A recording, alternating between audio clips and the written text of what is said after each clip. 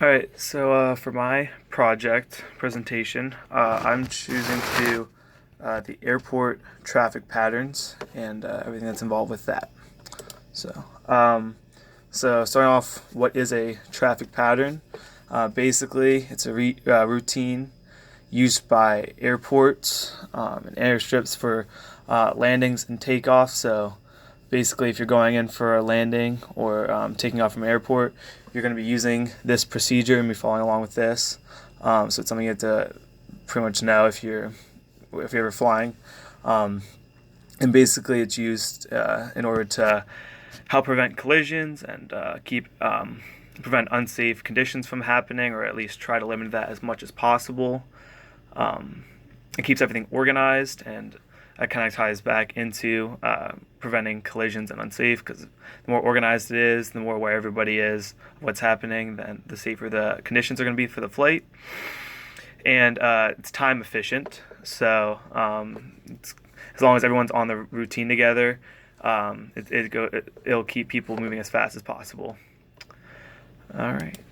Um, so the basics of a traffic pattern. So it's a rectangle with one side um, being the runway itself. So it creates a rectangle around it, kind of. Um, all the traffic patterns are done to the left. So basically, for the most part, all of them should be left turns unless otherwise stated, but those aren't as common. So that keeps things more simple since everything's just a left turn.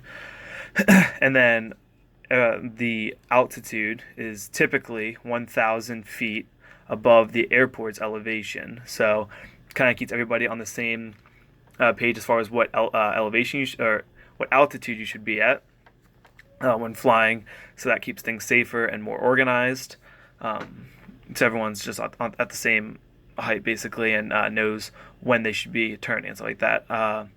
And so for Liberty, or us being at about 900 feet of elevation or altitude, so ours would be at 1900 altitude for pattern.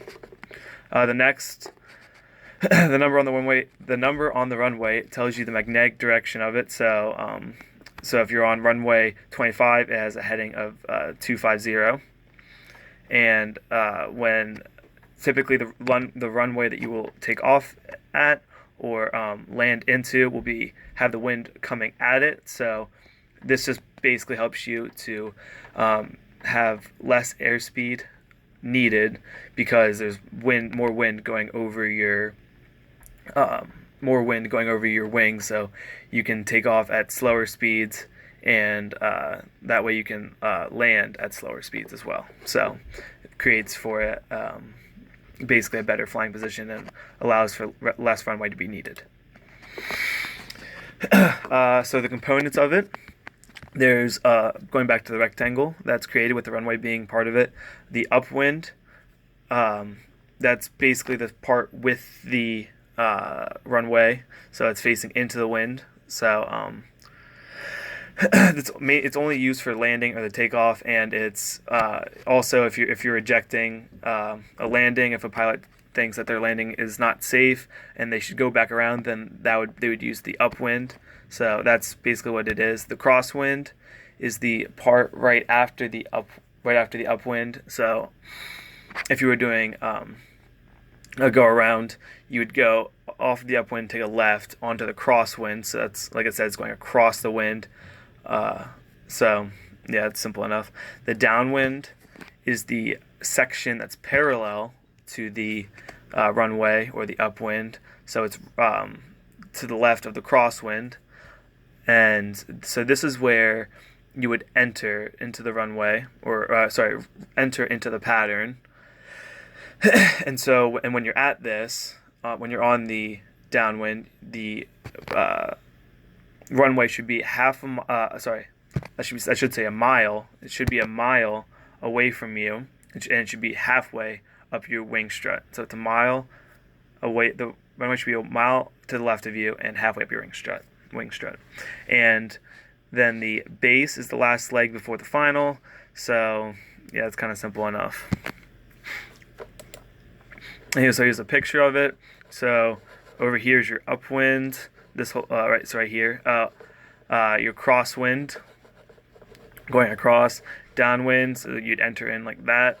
Your base, which is the leg before the final, and then I didn't mention the final is also one of the legs, and so that's the part after you turn off the base, you go into your final, and so into the runway. So I forgot about that one too. So takeoff, returning to pattern. So if you reject a landing, or if you do a touch and go, I should say, you would rise until you get approximately 300 feet below pattern altitude.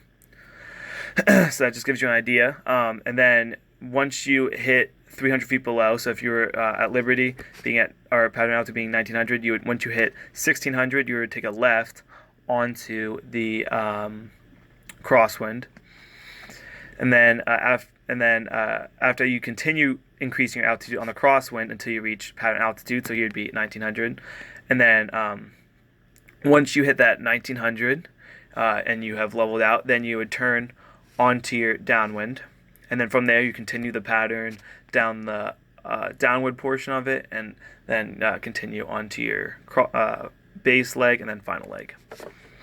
So that's what you do if you are doing a touch and go or rejecting a takeoff, a landing. So for non-tower, it's a little different because they don't have people necessarily. It's the same, but you don't have people tower there to tell you where everybody is and keep you informed. So you have to make calls out throughout and tell people where you are in the pattern. So you have to keep people informed of where you are to keep things safe. So for instance, you'd make it on a call on the downwind, the base, the final, and before taking off, you'd make a call out. You'd do that for a towered airport too, but so if you're entering when you're trying to enter the traffic patterns, you would say who you are and what your intentions are, and how far you are out. And so you'd make this call at 10 miles, 5 miles, and 3 miles out. So that way the other pilots and other people flying know what to expect and just keep things safe. And there's also another pattern entry that can be used called a teardrop. So if you look up here, you can see it coming up and around, and so that way you go across the runway and up and around, and when you do that, you